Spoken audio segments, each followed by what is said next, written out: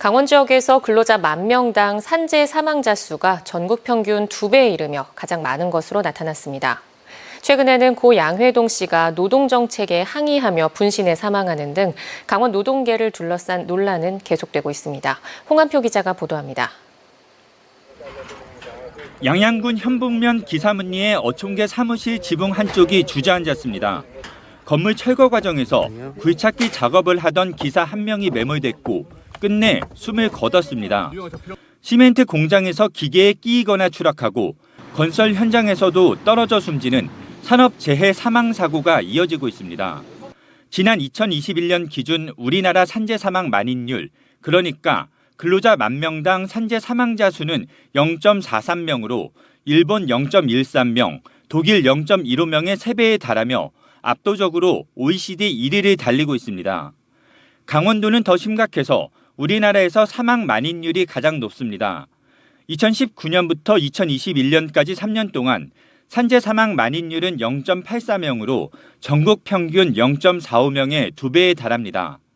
그래서 지난해 1월 일정 규모 이상 사업장에서 중대한 산업재해가 발생했을 경우 사업주나 경영 책임자에게 막중한 책임을 묻는 중대재해처벌법이 시행됐습니다. 하지만 중대법 적용이 되지 않은 50인 미만 영세 사업장이 많은 강원 지역에선 실효성을 거두기가 쉽지 않습니다.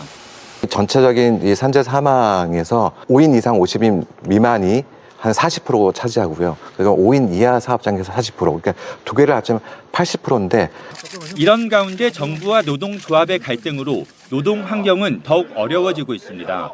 전문 건설업체들은 공사 일감을 따면 필요한 시기에만 사람을 구해다 쓰는 임시 일용직 고용이 상당수입니다.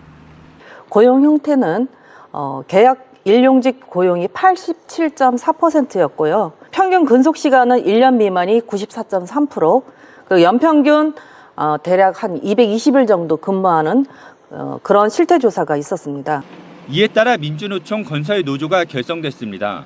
건설 노동자들의 권리 향상을 위해 전 세계 항운노조나 미국의 일부 노동조합 형태인 클로즈드 숍, 즉 노조원만의 고용에 근무하는 형태를 갖춰 나가자는 겁니다. 항운 노동조합에 연락을 하면 노동조합이 조합원들을 파견해서 물건을 내리는 식으로 일을 하고 있고, 이것을 그 미국식 노동조합 용어로 클로즈드 샵이라고 부릅니다. 반면 정부는 이를 강요와 협박이라며 이른바 건설 폭력배에 대한 수사를 강화한다는 방침입니다.